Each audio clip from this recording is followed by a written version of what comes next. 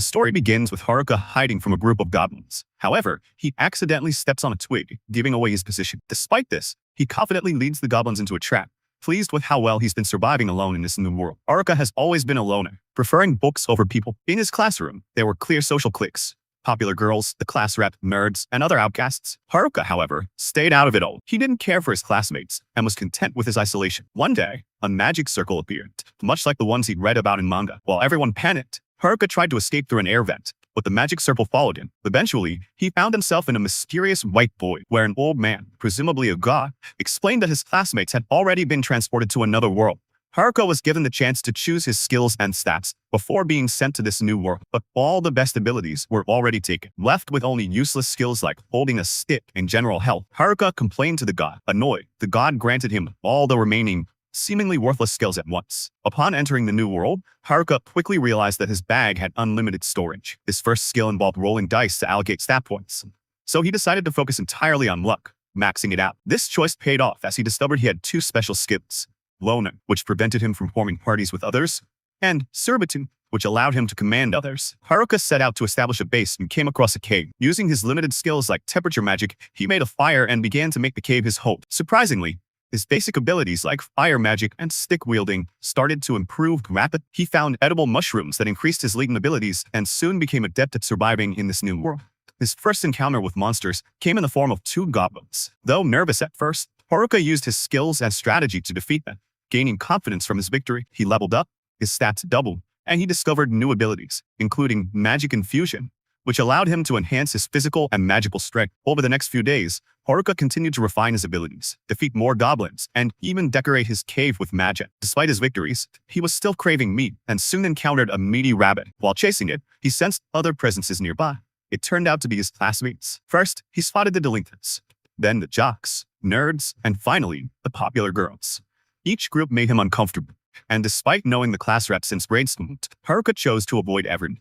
Realizing that his life of solitude in this new world offered him the freedom to live without anyone interfering, Haruka made a final decision. He would conquer this new world all by himself. No companions needed. Haruka hides from the other students, but one of the delinquents hears a noise in his direction. Just as Haruka is about to be discovered, the delinquent assumes the sound came from a bunny meant for Haruka's dinner. Haruka stays hidden, spying on the delinquents to hear what they are discussing. To his dismay, their conversation revolves around their usual degenerate topics, mostly about girls. Haruka knows that despite their behavior, the class rep will keep them in check and prevent them from doing anything inappropriate. However, he also realizes the delinquents have Tanaka on their side, whose abilities might allow them to do whatever they want. After a while, the delinquents head back to the other students, but Haruka, being the serious loner he is, has no interest in joining them. Instead, he returns to his cave to enjoy more of his mushrooms. He discovers that his loner level has gone up, a bittersweet realization since the title is starting to erode his self-confidence. Haruka is still only at level 3. On the 7th day, Haruka wakes up to the sounds of fighting. He finds the nerds engaged in battle and briefly wonders if he should step in to help. Using his appraisal skill, he is shocked to realize that the nerds don't need his help at all. This situation reminds him of his old life, where he was surrounded by top athletes, ace students, and even children of celebrities, constantly wondering how he ended up among them. Deciding that the nerds can handle themselves, Haruka notices some small monsters sneaking up behind them. Remembering the times he was on friendly terms with the nerds, he decides to help them out. After the fight, the nerds thank him, and Haruka invites them to check out his cave. The nerds are amazed at how impressive it is, and Haruka explains that he recently learned arithmetic and used it to make his cave secure and cozy. When they ask if he did all of this alone, Haruka simply points out that he's always alone. Curious, Haruka asks why the nerds aren't with the rest of the students, and he is shocked by their response. They're on the run. They explain that when everyone was transported to this new world, chaos immediately followed. No one had any idea how to survive in an isekai, another world scenario, except for the nerds. Their extensive knowledge and quick assignment of skill points drew the attention of the jocks, who demanded information from them. Everyone else was panicking, but the class rep knew they had to keep quiet and stay hidden in the woods. Unfortunately, they were soon found by a group of goblins. Haruka is shocked to hear that even the delinquents were trembling with fear. But this was the nerds' moment to shine. They acted like protagonists from an anime, bravely fighting off the goblins. Inspired by their courage, the jocks joined in, and together they managed to defeat the monsters. The class rep then quickly gathered everyone and led them to a safe riverside clearing. Once there, the nerds continued to shine, helping everyone set up camp. Their deep knowledge of isekai, combined with a lifetime of avoiding outdoor activities, had somehow made them experts in survival. The class rep organized everyone into groups and assigned tasks, and for a short time, it seemed like they had formed a functional community. Everyone was working together as one. However, this sense of unity didn't last long. The popular girls soon decided they didn't want to work anymore. Despite the class rep's efforts to convince them that cooperation was their best chance for survival, the group began to fracture. Exhausted by the constant work, they left all the responsibilities to the nerds. Gradually, the camp fell apart, and there was nothing the class rep could do. Eventually, only the class rep, the nerds, and a couple of other students continued to work, while the rest simply lounged around lazily, contributing nothing. The nerds eventually began to resent the other students, as they were left to do everything, including all the fighting. Despite this, the nerds were reliable, mainly because they had a strong desire to get stronger and level up. They had noticed the skills the delinquents had chosen, skills like charm and puppeteer, which granted control over others. The nerds realized that the delinquents had bad intentions and began leveling up specifically to counter them. The delinquents were also leveling up, needing power to make their manipulative skills effective. The nerds, keeping a close eye on them, eventually learned what the delinquents were planning to do with those skills. Plans that involved manipulating some of the girls in the group. The nerds quickly informed the class rep, and she decided that she too had to become stronger to protect everyone. Unfortunately, the delinquents managed to reach the level requirements for their skills soon after. Just when the class rep happened to run into them, things seemed dire.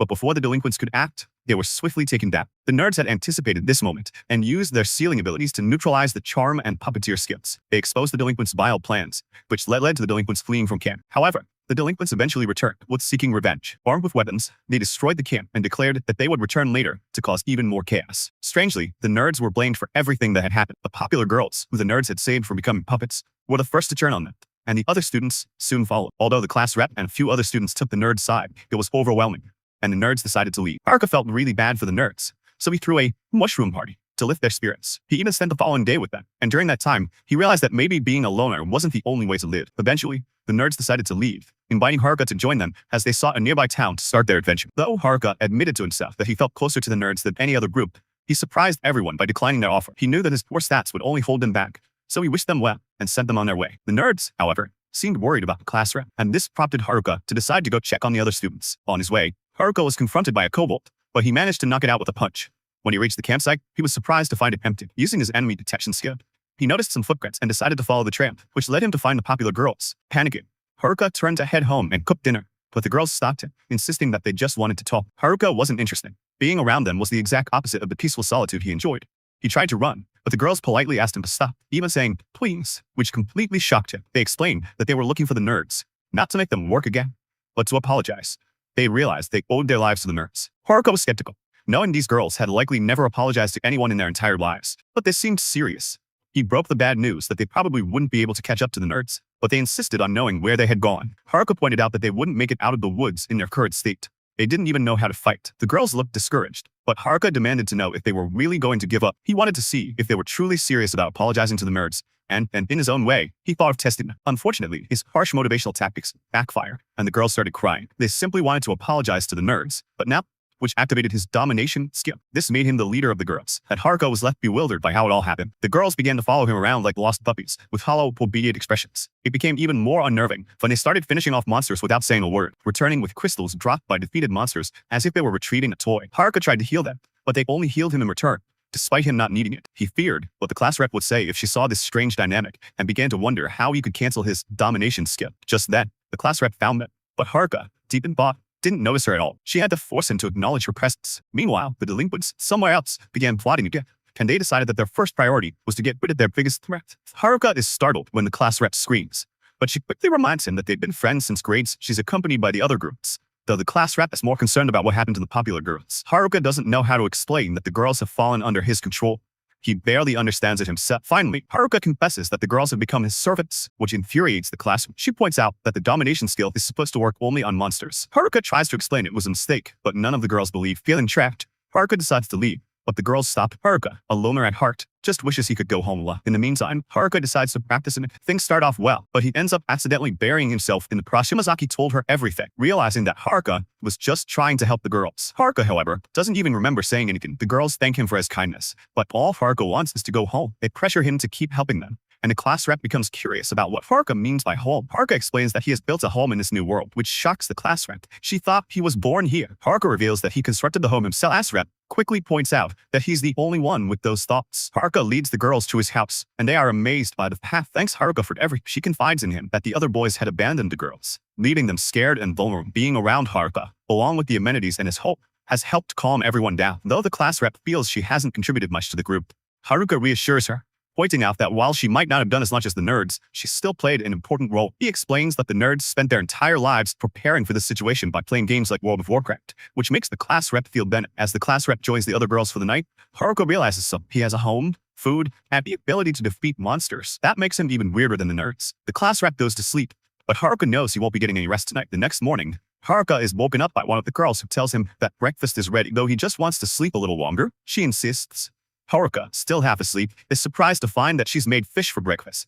After taking a bite, he becomes emotional, realizing how long it's been since he's had such a good meal. The class rep can't believe he's so moved by the fate of fish. They're too fast and slippery to catch, so he's been stuck eating mushrooms by the brick. One of the girls demonstrates how she uses lightning magic to stun a group of fish in the water. Haruka asks her to do it again, but this time he wraps her lightning magic with his hacking skill, allowing him to move the magic and capture more fish. Haruka celebrates, realizing he has just learned lightning magic. He's not sure exactly how it works, but he explains to the girls that by using his packing skill on elemental magic, he can harness its power. The class rep is impressed, thinking this new ability is overpowered, but Haruka brushes it off, saying he's stuck with all the worst skills, realizing they need to gain some experience before they can take on tougher monsters. However, he's shocked to learn that all the girls are over level 16, while he's still stuck at level 7. Haruka starts their training by having them fight a group of low-level kobolds, but to his dismay, the girls are the ones who end up knocked out. Haruka, happy that his magic tent has expanded, lets the girls gather inside to review their battle. Afterward, most of the girls leave, but the purple-haired girl from earlier stays behind. She apologizes for her behavior that morning,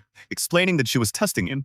The other boys had tried to attack her, so she wanted to see if Haruka was the same. She admits that Haruka is different. He's given them a place to stay, food to eat, and even fight the kobold to get. The class rep tries to tell them they're not ready and need more training. After another round of practice with some goblins, the girls feel confident enough for a rematch. Haruka is concerned that his fears are confirmed, but several girls are knocked out while pretending to himself. Despite this, some of the girls manage to team up and defeat the kobolds, celebrating their victory. Relieved, Haruka thinks he can finally go back to his loner life. However, he's shocked when the girls declare they're all going to town together. Haruka decides to leave the purple-haired girl behind, but the class rep insists they aren't going over as they set out on their journey. Haruka warns the class rep that anything could happen. He remains optimistic, declaring that they just need to keep their wits about. Meanwhile, elsewhere in the forest, another student is running for his life. He trips over a tiny petal and is caught by the person cheat. The man, fighting for his life, insists that he doesn't have the skills the stranger is looking for, but his pleas are ignored. The stranger strangles him to death without a word. Meanwhile, back in the forest, Haruka continues leading the girls out of the woods, escorting them to the nearest civilization. On their journey,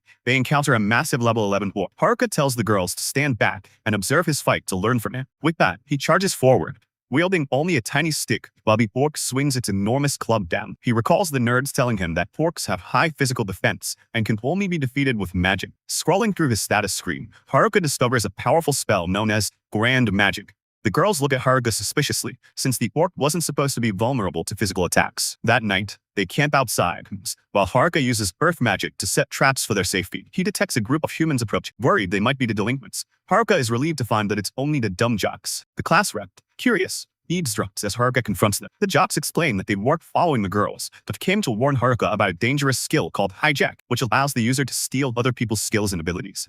They assure Haruka that the delinquents don't have it, but warn that someone else might. Haruka teases them for not considering that he might have the skill, but the jocks laugh, saying they'd be relieved if he did, since they know he's not a bad guy. Haruka reveals that he doesn't have hijack, but instead possesses a skill called domination, which sounds worse. The jocks aren't too worried, confident that Haruka will just sit somewhere and not cause harm. They leave after asking him to apologize to the girls on their behalf for not standing up to the delinquents. The next morning, as Haruka prepares the group to continue through the forest, the class rep apologizes to him, revealing that she knows about the conversation with the jocks. Haruka realizes that she's the one with the hijack skill, though she asked the nerds to keep it secret.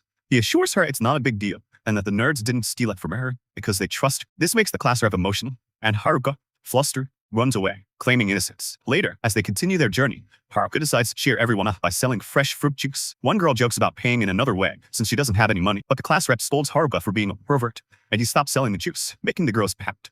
They eventually reach a river where Haruka scouts ahead, using physical enhancement and weight magic to lighten himself. He gets a good view of the forest from above, but crashes to the ground after realizing he doesn't know how to land safe. Back at camp, the class rep scolds Haruka for being reckless, but he smooths things over by offering fresh fruit. The next day, they encounter a party of NPCs from this world being attacked by monsters. The class rep insists on helping them, despite Haruka's warning that the NPCs could be dangerous. Reluctantly, Haruka agrees and uses his magic to launch himself toward the NPCs. However, as he flies, he realizes the class rep is hanging onto his cloak, having been caught up in his wind mat. They crash down on the monsters, inadvertently saving the NPCs. The NPCs introduce themselves as Bofar and Gage, thanking Haruka for the rescue. They explain they're merchants who picked up an adventurous quest to fend off monsters attacking the route. Afterward, Haruka cooks some of his bush mushrooms, and the NPCs reveal that they're quite valuable, much to Haruka's jealousy. The class rep keeps Haruka in line, preventing him from becoming a villain, and the group follows the NPCs to a town called Tamui. The girls rush toward it, excited, while in the background, we see the delinquents leveling up and plotting revenge. They planned to regain their puppetry and mesmerize skills first, while the jocks secretly observed, worried about their next move. Haru couldn't help but smile as he watched the girls excitedly explore the new city. For a moment, Haru wondered if he should leave since his job seemed done. Thankfully, the class rep was there to maintain order. Frustrated by the chaos, she yelled at Haru to help her manage the flock of bumbling idiots, as she put it. Haru chuckled, thinking she was exaggerated. But when she blew her whistle, the girls immediately gathered around her like a team of disciplined soldiers. Haru was impressed. He had never realized the class rep held so much authority. Feeling reassured that the girls were in capable hands, he leaned back to relax, until the class rep turned to him with a glare, making it clear he wasn't off the hook just yet. First, they'd visit the Adventurers Guild to trade their loot and use the money to register with the guild. The class rep shot him a sharp look before ushering everyone toward the guild. When they arrived, Oft explained that the guild master wanted to see him.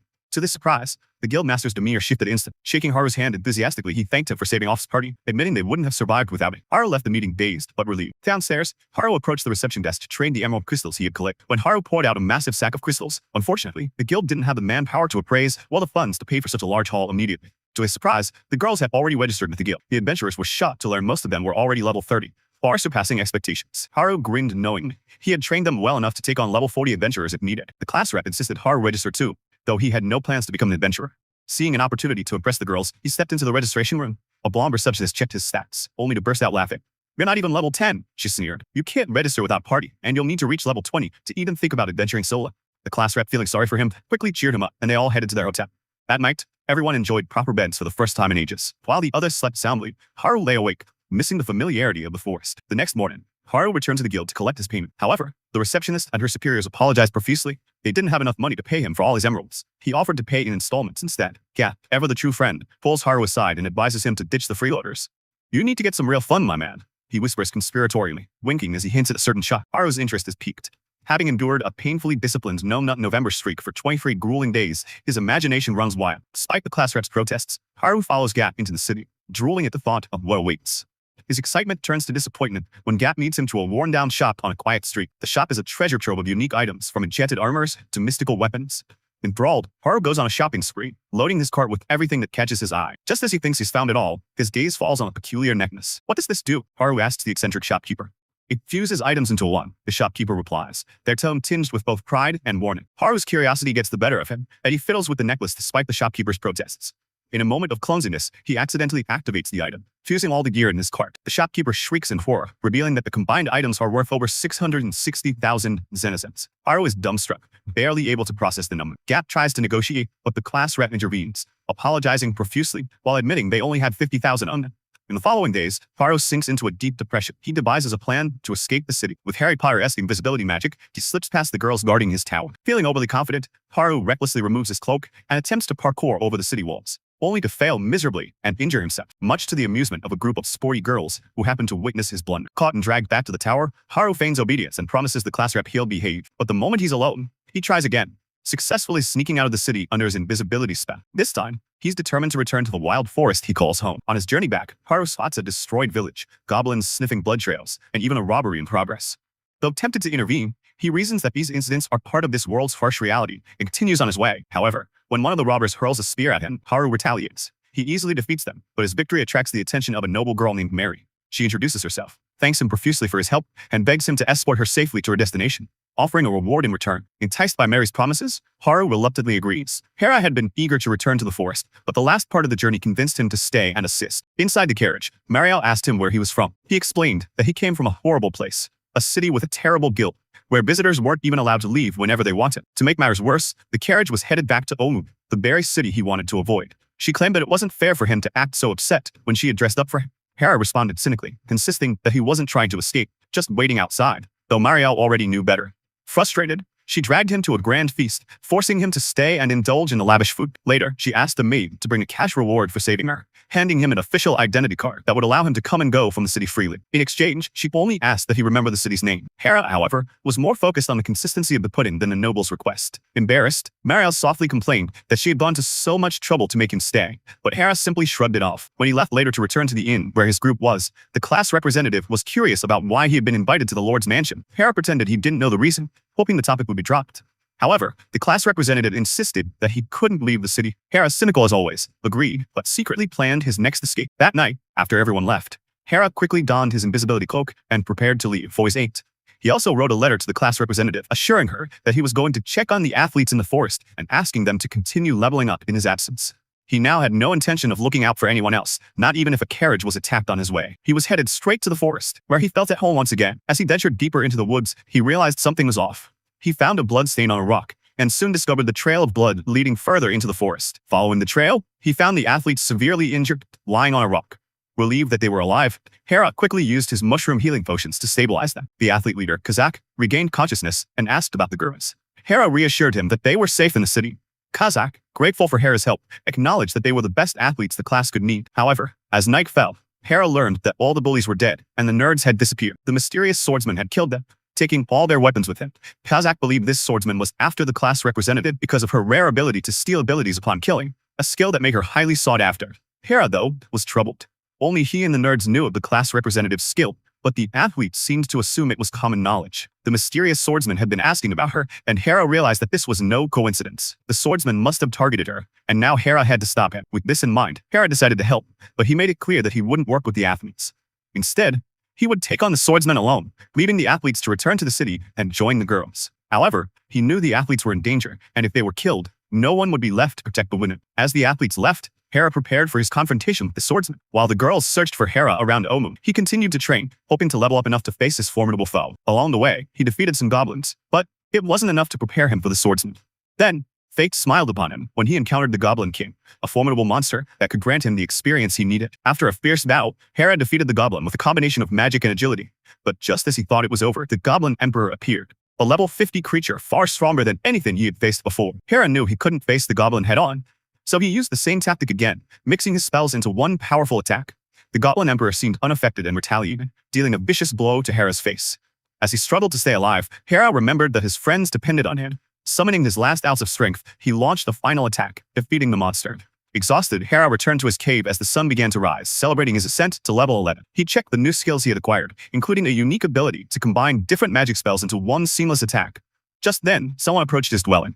Hera lowered his hood, revealing himself to be Tanaka, the boy who had supposedly been bullied by the delinquents but had been scheming all along. Meanwhile, back in Omu, the girls returned to find the athletes at the city wall. Kazak explained that Hera had stayed behind to confront the mysterious swordsman. As Tanaka entered Hera's cave, he revealed that he had infiltrated the bullies and used them to separate the entire class. He had orchestrated the entire situation, but now his focus was on obtaining the class representative's power. Furious, Hera confronted Tanaka, demanding to know what had happened to the other members of the group. Tanaka coldly revealed that they were all dead. He then stopped the small talk, eager to reach the class representative and her overpowered ability. Hera, seeing through his plan, raised his weapon, determined to stop Tanaka before he could do any more damage. Tanaka, with a smug grin, lifted rocks from the ground, creating a cloud of dust to show off his power. The battle was about to begin. "Chill out, will you?